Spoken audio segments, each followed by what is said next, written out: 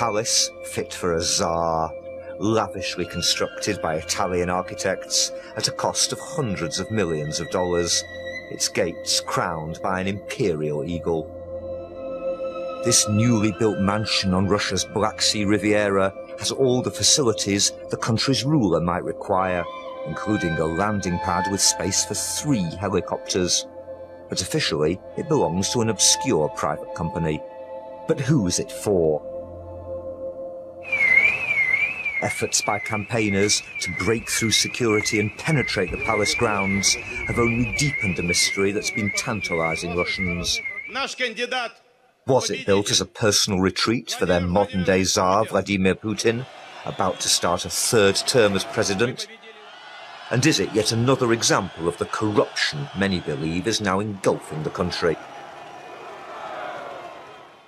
When will it be possible to return? This is a man who should know. The first insider from Putin's own business circle to blow the whistle on how he says the Russian leader has benefited personally from his position. The Kremlin's denied his allegations, but for several years Sergei Kolesnikov, who now works in the Estonian capital Tallinn, was one of those responsible for building the palace, until he says he pulled out in disgust and fled abroad for his own safety. I hadn't worked 15 hours a day for 10 years to build a palace. That didn't interest me. I'd spent a huge part of my life trying to do something interesting for Russia. This transfer for more than $10 million.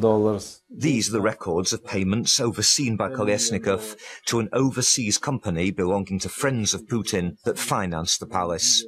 He alleges that much of the money was diverted from charitable donations. The story begins, he says, with Roman Abramovich, now owner of Chelsea Football Club. He was one of several tycoons who gave millions of dollars to upgrade Russian hospitals. Kolesnikov imported the equipment. Also involved were 2 personal friends of Vladimir Putin's, Nikolai Shamalov and Dmitry Garyelov. He says they got the equipment at a discount and, unknown to the donors, transferred some of the savings into offshore companies at the suggestion of Vladimir Putin himself. Much of it was invested on Putin's instructions in needy Russian industries, but not all. The Kremlin had a pet project of its own. At the beginning of 2005, they said there was a nice piece of land on the Black Sea where a small house could be built for relaxation. But the original scheme, and this is clear in our contract with the Department of Presidential Affairs, was for just $14 million. A small house with a swimming pool, nothing more. But today that little retreat that his company helped finance covers a whole mountainside. An environmental activist called Suren Gazaryan wanted to discover who'd destroyed protected forest to build such a huge complex. Officially, it belonged to a private company owned partly by Putin's friend Nikolai Shamalov. The activists, assumed to be workmen, got right up to the palace before they were spotted by private security. Then they were approached by other guards, with badges more usually seen around the Kremlin. There were employees of the Federal Guard Service whose job is to protect the highest state officials. They were even in uniform. They showed us their official IDs, so there was no sign that it was a private house. So whose palace is it really?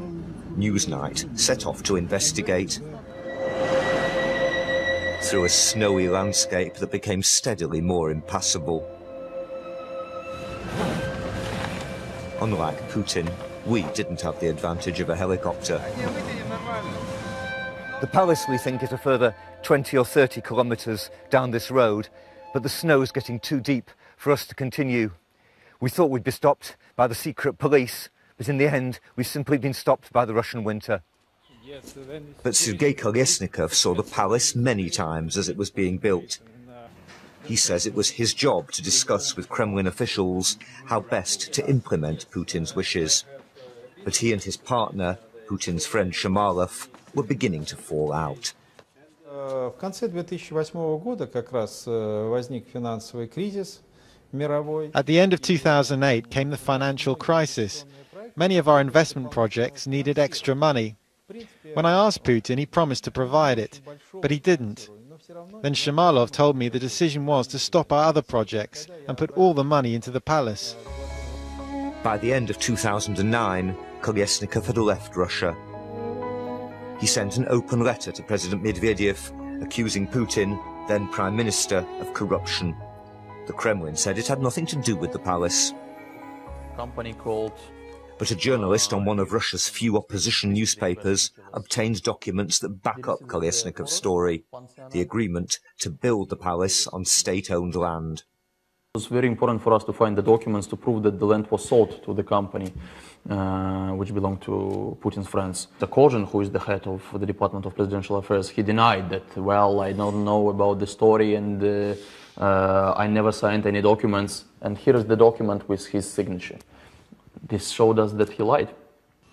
That still doesn't prove the palace was meant for Putin himself, but there is circumstantial evidence.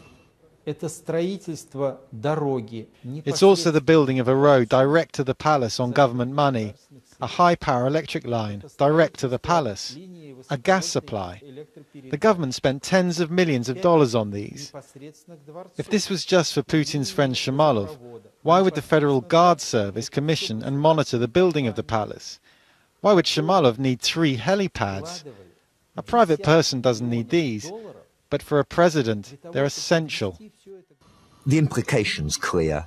An elaborate scheme planned over many years to give Putin a private palace on public money, without his name appearing on a single document. But Kolesnikov's claims can't all be proved. There's no clear evidence that charity funds were diverted. As for his former partners, Putin's friends, Shamalov and Gorielov, their companies say they're not available for comment. Meanwhile, the environmental campaigners tried without success to stroll along the palace beach last summer.